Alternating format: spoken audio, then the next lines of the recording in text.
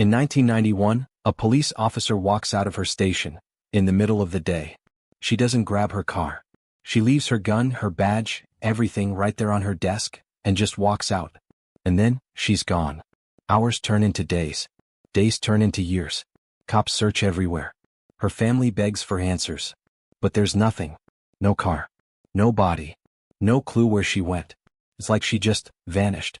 Then, 20 years later, at this huge, noisy shipyard, a worker is told to open up an old steel shipping container. The second the doors swing open, this horrible smell rushes out. And what they find inside. It doesn't just solve the mystery. It's so shocking that people who saw it that day say they can still see it in their nightmares. Today I'm going to tell you what happened to Officer Laura James, and why the truth is even darker than you think. Before we start, make sure you like this video, subscribe if you haven't already, and in the comments tell me, where in the world are you watching from?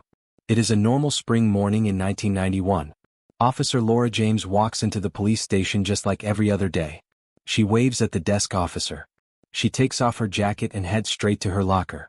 Everything about her looks calm. Inside the briefing room, she jokes with her friends. They laugh at something one of the officers says. There is nothing strange in her behavior. She grabs a cup of coffee, flips open her notebook, and writes down a list of calls she needs to check. Her shift is easy that day. She files a few reports, answers the phone, and chats with people walking past her desk. There is no sign of stress. Nobody in that station knows that these small, ordinary moments are the last normal minutes they will ever see from her. By the end of the day, Laura James will be gone, and no one will know how or why. At 2 p.m., Laura gets up from her chair. A security camera shows her walking out through the front doors of the station. She is not running. She is not upset. She does not take anything with her, not even her purse. She steps outside, looks around for a moment, and then walks across the parking lot. Nobody talks to her. Nobody follows her. She just disappears out of the camera's view. No one thinks much about it at first. Officers leave the building all the time to grab coffee, lunch, or to meet someone. But as the minutes go by, no one sees her come back. Her desk phone starts ringing. She does not answer. By 2:45 p.m., her boss is looking around for her. By 3 p.m., the feeling in the station starts to change. Something is wrong. At 3 p.m., someone notices her car. It is still parked in the same spot in the station parking lot. An hour later, it has not moved. They decide to check inside. What they find makes everyone stop. Her police radio is on the seat. Her gun is in its holster. Her badge is lying on top of her notebook. Nobody leaves those things behind, not even for a quick trip. They call her phone. No answer. They check the camera again. It shows Laura walking out at 2 p.m., but there is nothing else. She never got back in her car. She never left the parking lot in another car. It is like she stepped out into the air and vanished. Officers start to search the building, calling her name in every hallway. Within another hour, everyone in that station is scared. By 4 p.m., the mood in the police station has changed completely.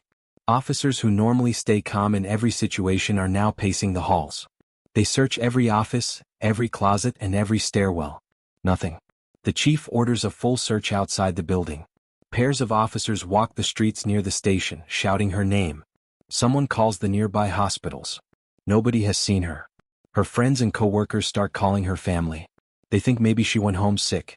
But her family has not heard from her. At 5 p.m., her desk phone rings again. Someone answers it, hoping it's her. It's not.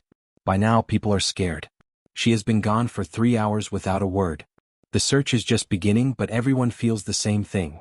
Something terrible has happened. Around 6 p.m., Laura's family gets the call that changes everything. A sergeant tells them, she is missing. We can't find her anywhere. Her mother and her younger sister race to the police station. When they arrive, they see officers everywhere, walking fast, talking into radios. Her mom asks, where is she? What happened? Nobody can give her an answer. They take her to Laura's desk.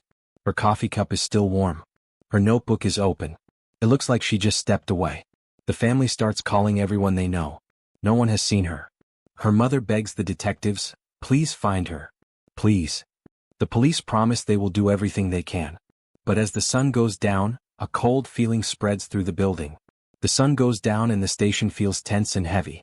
Every single officer now knows this is no longer a simple case of someone leaving for a short break. Something has gone very wrong.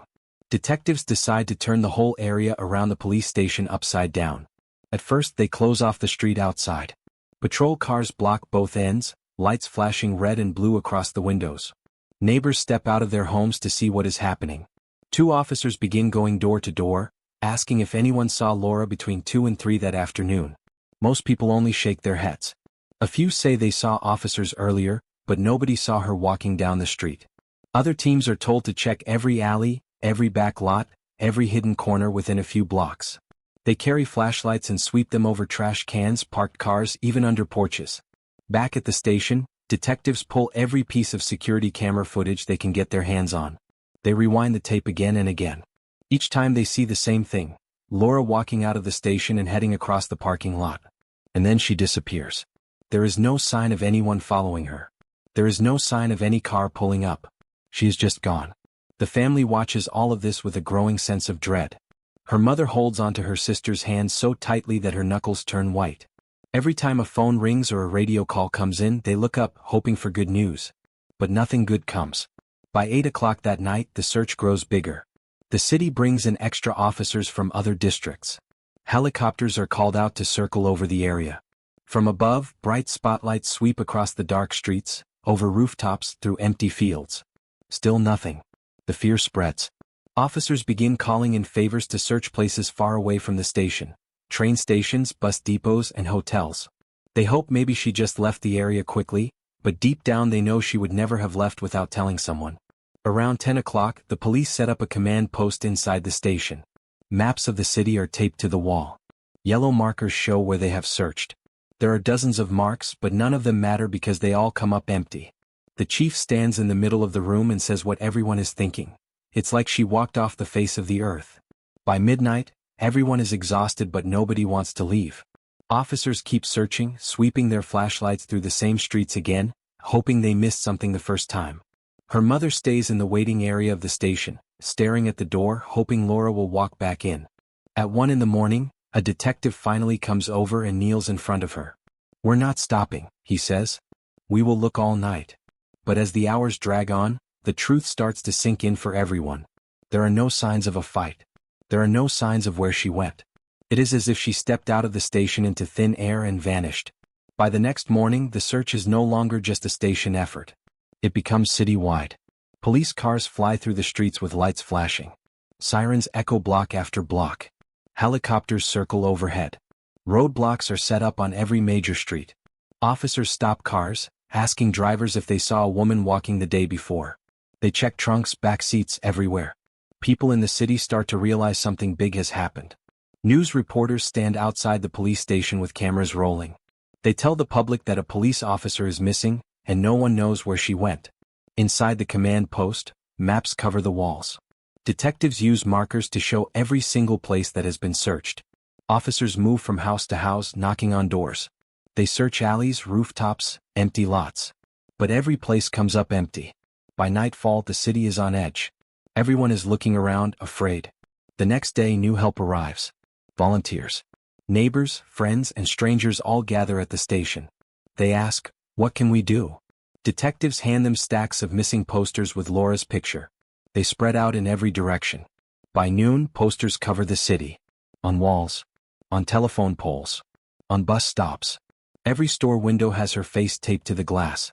People walk with tape and staple guns, posting one after another. They do not stop even when their hands hurt. Every poster says the same thing. Missing, Officer Laura James. Call if you know anything. Kids walking home from school stare at the posters. Parents point at them and whisper. Everywhere you go in the city, her face is there. It's like she is staring out, asking someone to find her. By evening, the police phones start ringing non-stop. "I saw her walking on my street yesterday. I heard someone yelling near the park. I think she was in a store on the east side." Detectives rush to every tip. They drive as fast as they can, hoping that one call will be the one that brings her home. But every single time when they arrive, it's nothing. The woman someone saw walking? It's not her. The yelling near the park? Kids playing. The store on the east side? It's a different customer, not Laura. Hour after hour, the same thing happens. Hope rises for a moment. Then it crashes back down. By the end of the second night, the detectives are exhausted. They are running out of places to look. And there is still no sign of Laura anywhere. On the third day, detectives know they need the public's help. They set up cameras outside the station. Laura's mother and sister are asked to speak. At first, her mom says she cannot do it. She's shaking too hard. But she finally agrees because she knows this may be the only way to reach someone who saw something. Reporters stand in a line, cameras pointing at them. The lights are bright, but the air is cold. Her sister holds a paper with a few sentences written down. When she starts talking, her voice breaks. My sister is missing. Please, if you know anything, tell the police. We just want her home. Her mother steps forward. She looks straight at the cameras. She is my child. Please help me find her. Please do not stay quiet. Tears roll down her face. The video of their plea plays on every news channel that night. It spreads all over the city. People watch from their living rooms. Calls pour into the station again, but detectives already know from experience that most of these calls will go nowhere. Still, they answer every single one. As the days pass, detectives decide they must start looking at people close to Laura. First, they talk to the officers who worked with her that day. Everyone tells the same story. She was fine. She left at 2 o'clock. Nothing strange happened. Then they question old boyfriends. Did she leave on her own? Did she plan to meet someone in secret? Everyone they question has an alibi. Detectives even check with known criminals. They ask, did you see her? Did anyone threaten her? One by one they cross out names from the list. Her family is asked dozens of questions. Was she upset about anything? Was she hiding something? The answers are always the same, no. Weeks turn into months. The case file grows thicker, full of reports and interviews. Still, there is no evidence. No witness. Nothing points to a fight, a plan to leave, or a crime. Every time detectives think they are close, they hit a wall. They cannot find even one single clue that explains why a police officer walked out of her station and never came back. Months go by. No new leads come in. It is like Laura has been erased. With no answers, people begin to talk. Some whisper that maybe she wanted to disappear. Maybe she had a secret life and left on purpose. Others are sure she was kidnapped. They say someone was waiting outside the station and grabbed her the moment she stepped out. Some even suspect someone inside the department. They wonder, what if it was someone close? Someone she trusted. These rumors spread fast. News shows talk about it every night. Callers argue on the radio. Everyone has a different theory, and every theory only makes the family feel worse. Detectives check each rumor. They look into her finances. They search her home again. They pull phone records. Nothing points to her running away. Still, the case stays stuck. By the time a full year has passed, the posters around the city are faded. Rain has washed the color from her face. Some have torn in half. People still remember Laura, but many believe the case will never be solved. The station holds a small ceremony on the 1-year mark. Officers gather quietly, standing in a circle. They bow their heads. Her mother speaks at the ceremony. She says, I know my daughter. She would never leave us. Someone took her, and I will never stop looking until I know who did this. Detectives keep the case open, but they admit privately that they have nothing new to go on. Every lead has been checked. Every camera angle has been reviewed. Laura's family goes home that night with no more answers than they had the night she disappeared. But they refuse to give up. 2 years pass. Detectives have searched everywhere. They have checked every tip, every camera, every file. There is still nothing. The case that once had dozens of officers working on it now has only 1 or 2. Finally, the chief makes the call everyone feared. The case is moved to the cold case unit. In the station, Laura's desk is empty. Her nameplate is taken down. People still think about her, but no one talks about it out loud anymore. On the streets, people notice how quiet it has become. For 2 years there was noise, search parties, posters. Now there is only silence. It feels like the city has been holding its breath for a very long time. But deep down, everyone knows this. Somewhere out there, the person who took Laura is still free. After Laura disappears, the city changes. Shops close earlier than before. People do not want to be out at night. Parents walk their kids to school and wait at the gate until the bell rings. Teenagers who used to hang out downtown now stay home. Everyone is looking over their shoulder. On sidewalks and in stores, people whisper to each other. If a police officer isn't safe, who is? Fear grows so strong that even normal sounds, a car door slamming, footsteps behind you, make people jump. Laura's case becomes a warning. It reminds everyone that even people who know how to protect themselves can just vanish.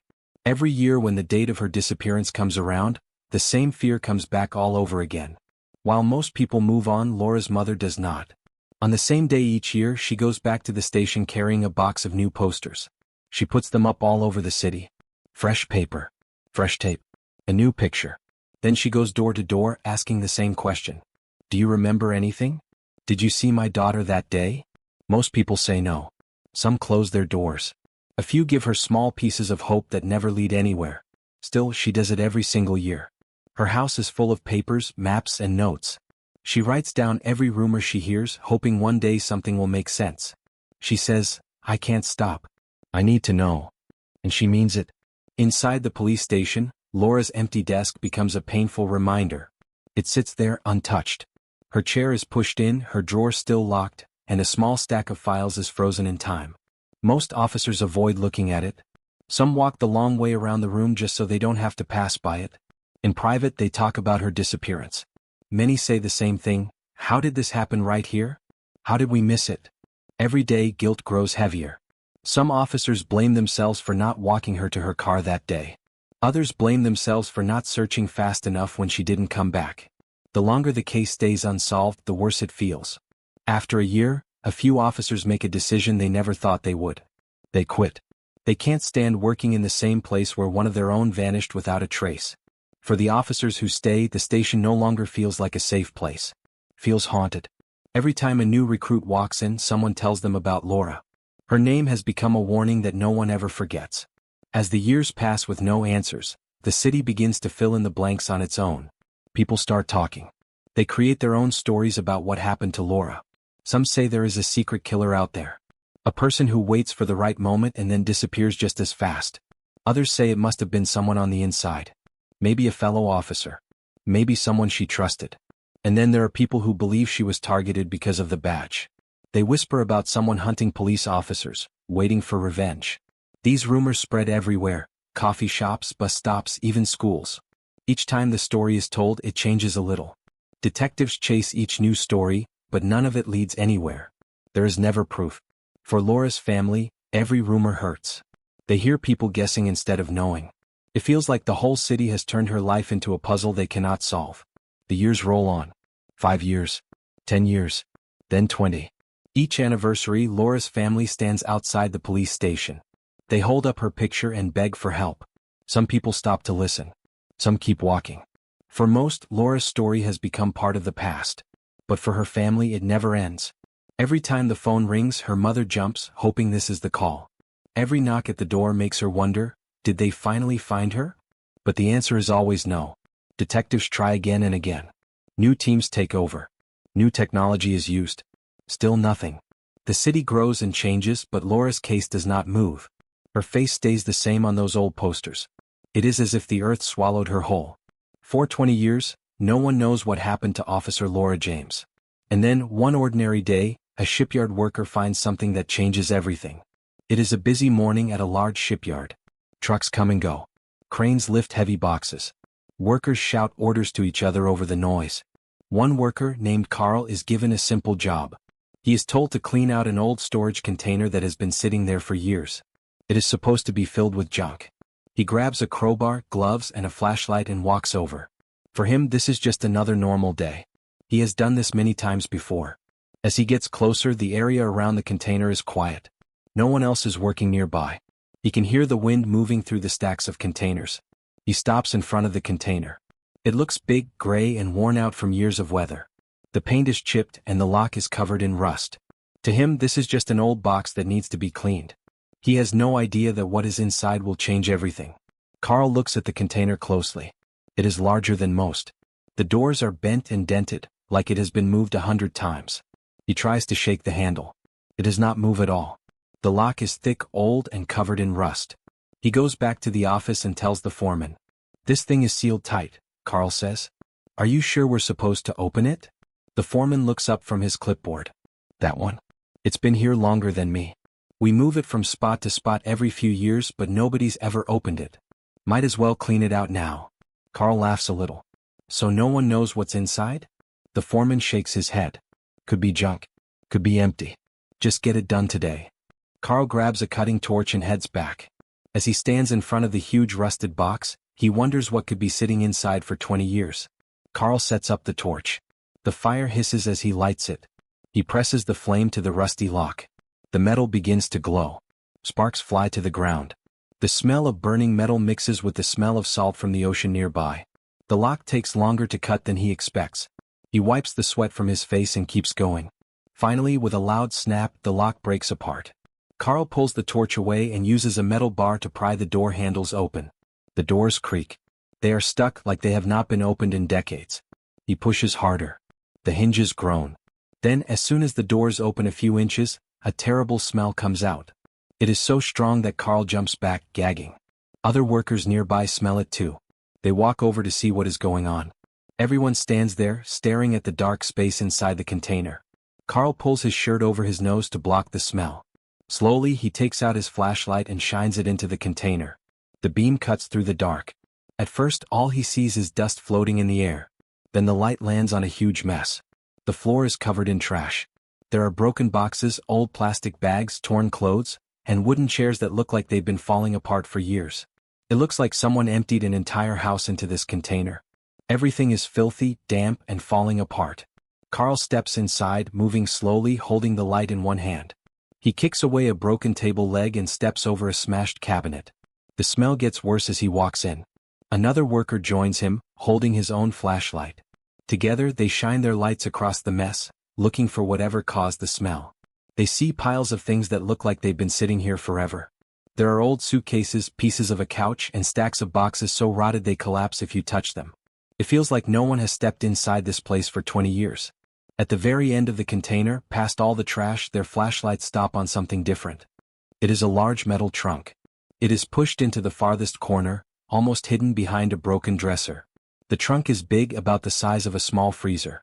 Its surface is covered in rust, and it has two heavy locks holding it shut. Carl stops walking. "Do you see that?" he whispers. The other worker nods. Something about the trunk feels strange. The rest of the container is full of junk, but this thing looks like someone put it here on purpose. They climb over the piles of garbage to get closer. As they reach the trunk, they notice deep scratches on the lid, like someone once tried to pry it open but couldn't. The smell is much stronger now. Carl looks back at the group of workers watching from the door. "This is where it's coming from," he says quietly. He touches one of the locks. It is cold, solid, and still sealed tight. They both stand there, staring at the trunk, knowing whatever is inside will not be good. Carl steps back from the trunk and yells for the foreman. Within minutes, the foreman comes into the container, holding a crowbar. He looks at the locks and frowns. "These aren't coming off easy," he says. They try with hammers first. Each hit sends a loud bang through the container. The sound echoes off the steel walls, making it even more tense. The locks barely move. "Get me another crowbar," the foreman says. Two workers push their bars under the lid and pull with all their strength. The metal creaks but doesn't give. "Hit it again," the foreman orders. One worker swings a hammer, striking the bar. After several hard hits, one lock snaps and falls to the ground. They move to the second lock. Same process. Crowbars, hammer, hit after hit. Finally, with a loud crack, the second lock breaks. The foreman grips the edge of the lid. "Ready?" he asks. Everyone nods, silent. Slowly he begins to lift. As the lid opens, a wave of smell blasts out. It is so strong that everyone covers their mouths. Carl raises his flashlight and shines it inside. What they see makes them all freeze. Inside the trunk are human bones, clothing, and what looks like a police badge lying at the very bottom. For a second, no one moves.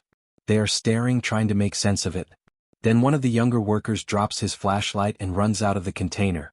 He grabs his phone and dials 911 with shaking hands. The foreman steps back, his face pale.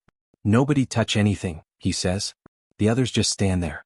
Some are whispering, some are too shocked to speak. Carl looks again and sees a name tag on the badge. It is dirty, but he can still read it. Laura James. The lid opens all the way, and for a moment no one speaks. Every worker in that container freezes. Inside, pushed against one corner, is a human skeleton. The bones are yellow and thin. They are curled up tight, like the person had been trapped inside with no way to get out. The skull tilts to the side. Empty eye sockets stare back at them. Carl drops his flashlight. It rolls across the floor with a loud clatter. One worker whispers, "Oh my God." Another worker steps back so fast he bumps into the wall behind him. The smell is so strong they have to cover their faces with their shirts, but no one leaves. They all know what they are looking at. This is not an animal. This is human. For 20 years this trunk has been locked, and no one had any idea what was hidden inside. Someone says, "Call the police now." As they look closer, the flashlight beams land on something else. Scraps of blue fabric cling to some of the bones. The cloth is torn and faded, but it is clear what it is. A police officer's uniform. The workers stare at each other. Nobody speaks. The foreman slowly crouches down, being careful not to touch anything. This isn't just anybody, he says quietly. They start to notice other details. Near the hip bones, a thick belt has fallen apart, the buckle rusted. Pieces of a holster lie under the bones. And then, lying just a few inches away, they see it. A badge. It is scratched and dirty, but they can still make out the gold shine under the dust. This isn't a random person. This is someone from law enforcement. The workers slowly realize the truth. They haven't just found bones. They may have just found the answer to a mystery that has haunted their city for 20 years. No one moves for a few seconds. Everyone is staring at the badge. The foreman reaches over and uses a clean rag to wipe it off without touching the bones. The name on the badge becomes clear. Laura James. Beside it is an old watch, the strap cracked but still holding together. The glass is foggy, but the hands of the clock are frozen in place, like time stopped the day it was locked inside. Near the watch there is a notebook. The pages are damp and stuck together, but the faint outline of writing can still be seen. Carl steps back. It's her, he says softly. Every single person inside that container now understands. This isn't just a discovery. This is the missing officer the city has been searching for since 1991. Carl backs away from the trunk, his hands shaking so hard he can barely hold his phone. He dials 911. When the operator answers, his voice cracks. We found a body, he says. You need to come now. It's in a shipping container at the south docks. The operator asks him to stay calm and explain. There's bones, Carl says, looking back into the container. There's a skeleton inside a trunk. And there's a police badge, it says Laura James. Please send someone now. The operator tells him to stay on the line and wait for police. Carl looks around. Everyone else has gone quiet. A few are standing outside the container, staring in shock. Within minutes, sirens start in the distance. The sound gets closer and closer. The foreman makes everyone step back. Nobody goes near it, he says firmly. Carl keeps staring at the badge lying next to the bones. His breathing is heavy. Even before the police arrive, everyone there knows. This is the day everything changes. Police cars rush into the dockyard, lights flashing. Officers jump out and run toward the container. Detectives follow right behind them. The foreman leads them in. When they see the open trunk, they stop. No one talks for several seconds. Then one detective says, "Tape this entire area off." Yellow crime scene tape goes up around the container. Workers are told to leave and stay back. Crime scene photographers move in with cameras, taking pictures of the bones, the badge, the watch, and everything else inside. Another detective carefully writes down every single thing they see. One of them looks at the badge and whispers, "It's her. After 20 years, we finally found her." The detectives know they need to be careful. This trunk could hold answers they have been waiting decades to find. They set up bright lights. They work slow. They document everything. By the time the first photos are taken, the news has already started to spread through the city.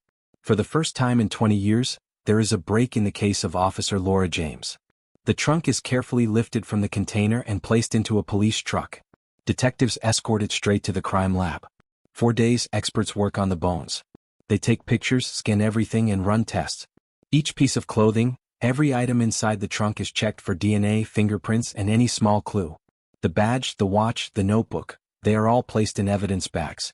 Finally, after days of testing, the results come back.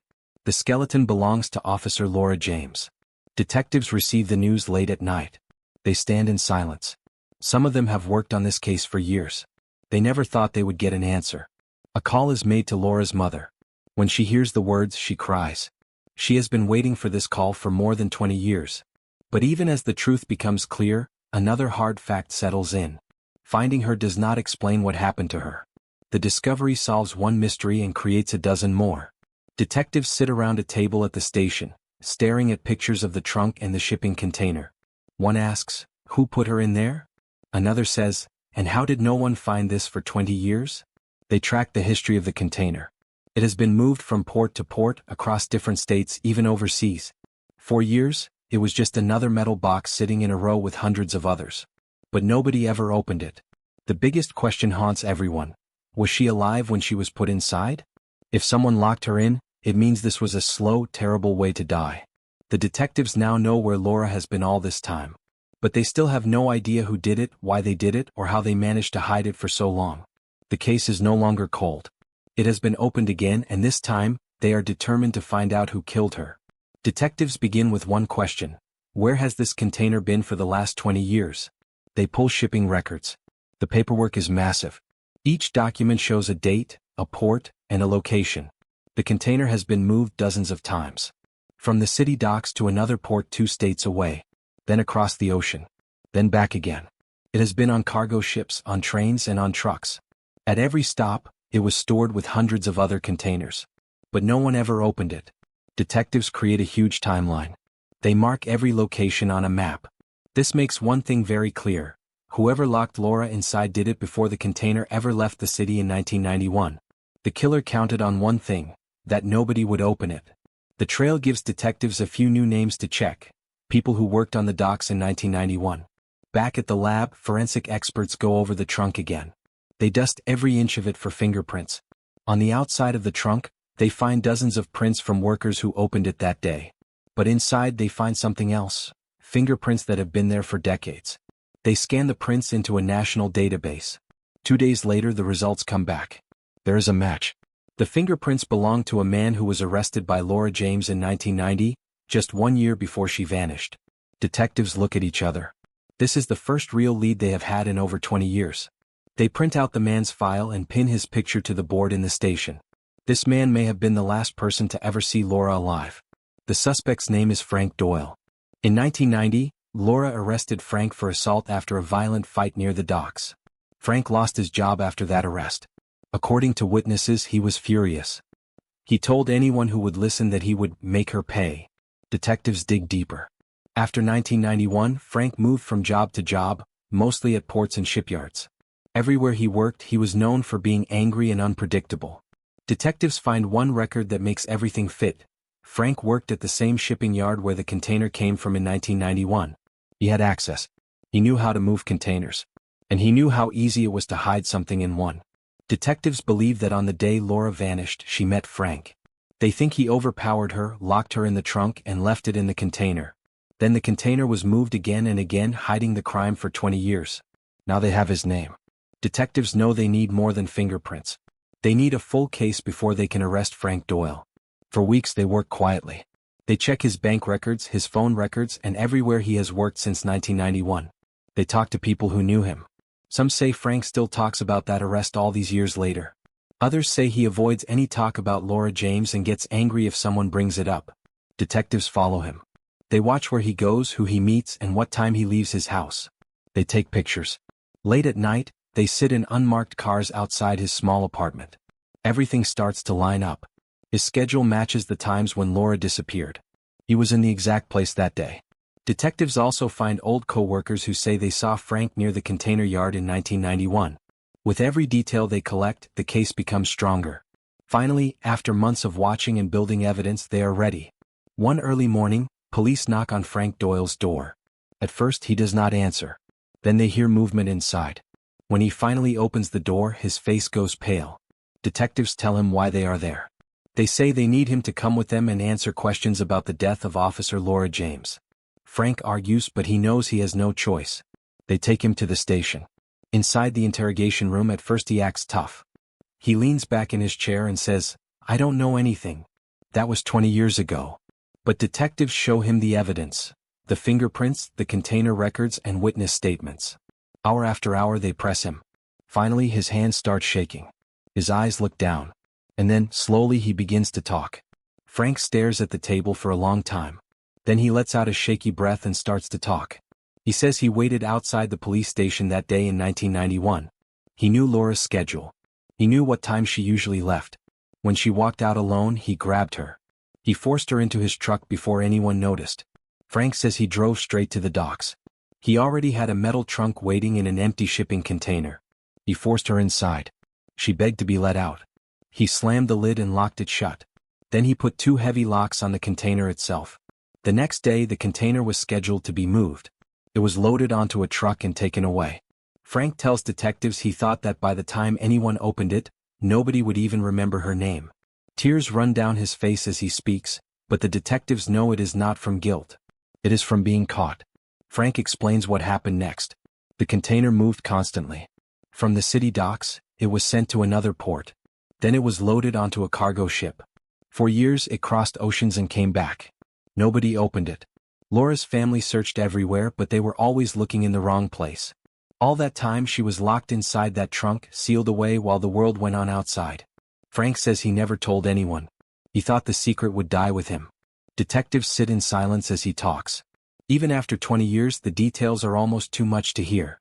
When the confession is finished, Frank is charged with murder and taken away. For the first time in 2 decades, there is finally an answer. It is a quiet evening when 2 detectives walk up the small front steps of a house. Inside, Laura's mother is sitting in the living room as she has for years, waiting for a call that might bring news. The knock at the door makes her heart stop. She knows before she even opens it that this is the moment she has been fearing. She opens the door and sees the detectives. Their faces are serious. "Mrs. James," one says softly, "we need to talk to you about Laura."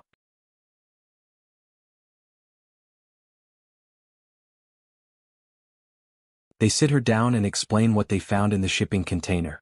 They tell her about the skeleton, the badge, the watch, and the confession. When the words finally hit her, she shakes her head. "No. Not my Laura." Her voice breaks. She grabs the arm of her chair as if she's going to fall. For 20 years she has prayed for a miracle. Now she has an answer. She collapses forward, sobbing so hard that one of the detectives kneels beside her, holding her hand. Her worst fear has come true. Laura is gone. Months later, the courtroom is packed. The man who hid Laura in that trunk for 20 years now sits in front of a judge and jury. Detectives testify. They tell the jury about the fingerprints, the trunk, and the container's journey across the world. The prosecutor shows photos from the shipping yard, the open trunk, and the evidence. The most powerful moment comes when the jury hears the confession. The words Frank Doyle spoke in the interrogation room are played for everyone to hear. The courtroom is silent. Laura's mother and sister sit in the front row, holding hands. The defense tries to argue that there isn't enough proof. But the jury knows the truth. After days of testimony, the jury gives their decision: guilty of murder. The judge sentences him to life in prison. For the first time in 20 years, the family knows Laura's killer will never be free again. The news spreads fast. Every TV, every radio station, and every newspaper reports the same thing. The mystery of Officer Laura James has been solved. People across the city stop to listen. For years they have wondered what happened to her. Now they know. Strangers gather outside the courthouse, holding candles. Some cry. Some simply stand in silence. Police officers line up outside the station, saluting as her picture is placed in the front window. The entire city feels the weight of the story. They finally have an answer, but it comes with heartbreak. The day of the funeral, the streets of the city are silent. Hundreds of police cars line up in a slow, steady line. Behind them, hundreds of officers stand shoulder to shoulder, all in uniform. The casket, draped with an American flag, is carried out of the church. 6 officers hold it carefully, step by step, as bagpipes play in the background. People stand on the sidewalks holding flowers. Some hold their hands to their hearts. Others just stand quietly, tears running down their faces. The line of officers begins to march. Their boots hit the ground in unison. The sound of the bagpipes and the slow steps of the officers are the only sounds in the air. As the hearse moves down the street, the city watches. This is for Laura James, the officer who vanished on a normal afternoon and was lost for 20 years. Now finally she's going home. At the cemetery, the family gathers close to the casket. Laura's mother stands with a flower in her hand. She waits as everyone else steps forward, one by one. Finally, it is her turn. She walks up to the casket, kneels, and places the flower on top. Her hands rest on the wood as she leans in and whispers, "I love you. I never stopped looking. I never stopped waiting." Tears stream down her face. For 20 years she had no place to go, nowhere to visit, nowhere to talk to her daughter. Now she has a grave. It does not end the pain, but it gives her a place to sit and remember. As the casket is lowered into the ground, officers salute one last time. The case that haunted a city is finally over, but for Laura's family the loss will never go away. Weeks after the discovery, reporters visit the dock to speak with the workers who found the container. Carl, the first man to open it, says he still sees it every night when he tries to sleep. He describes the moment again: the heavy smell, the broken furniture, and then the metal trunk in the back. He remembers the sound of the lock breaking. He remembers the silence when the lid came up. And he remembers seeing the skeleton for the first time. Other workers nod as he talks. They say it is burned into their minds forever. None of them had ever seen anything like it before. They all say the same thing: it changed them. Even though detectives told them they did the right thing by calling 911, none of them can forget what they saw in that dark container. The case of Officer Laura James becomes one of the most famous stories in the city's history. People talk about it in schools, at dinner tables, and on the news. It is not just a story about a missing officer. It is a story about how a city searched for someone for 20 years and finally found the truth in a rusted shipping container.